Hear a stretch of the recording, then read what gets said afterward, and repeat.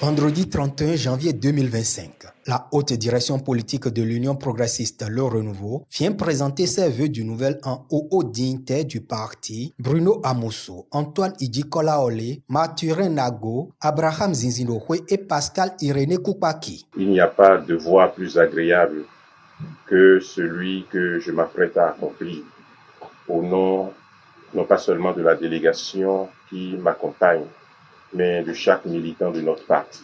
Venir au domicile de nos pères, ceux qui ont fait que le parti est celui qu'il est aujourd'hui, respecté, implanté et fournissant l'espérance attendue par l'ensemble de nos compatriotes. Nous sommes venus, Monsieur le Président Amosso, Madame, chers camarades, nous sommes venus vous transmettre les vœux de paix, les vœux de bonne santé et de bonne santé.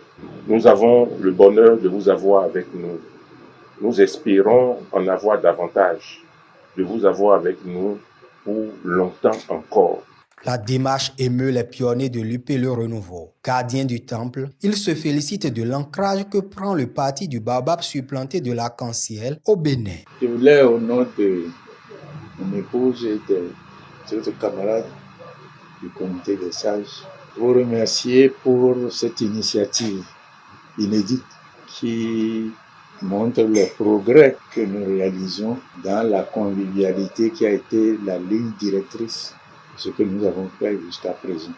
Petit à petit, l'UPR, comme vous venez de le rappeler, s'implante dans le paysage politique de notre pays, devient une référence et le rêve d'un certain nombre d'entre nous d'avoir des partis politiques solides, forts, qui ont un rayonnement et qui sont capables de définir des politiques et de les mettre en œuvre. Ce rêve est en train de se réaliser.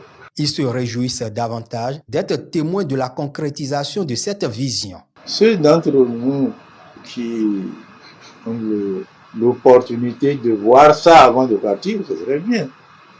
Ils en sont très fiers.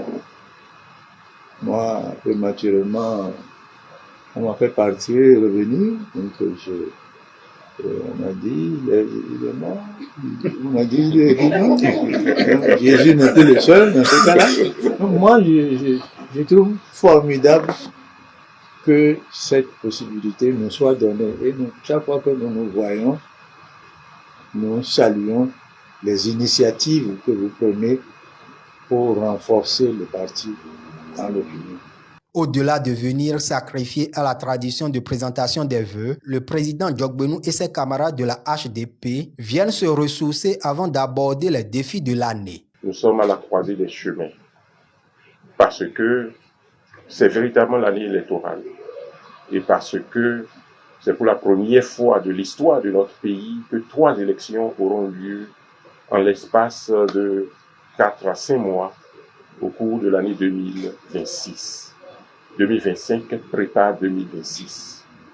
Nous avons besoin de vos conseils. Nous avons besoin de votre bénédiction.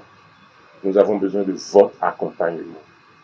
Et nous souhaitons pour longtemps encore en bénéficier.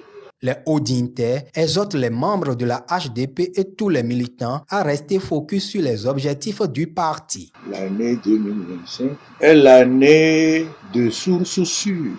On va vers la fin des mandats. Les choses vraies comme les choses fausses, toute personne qui parle dit c'est de sources sûres. Donc, nous sommes rentrés dans l'année de sources sûres.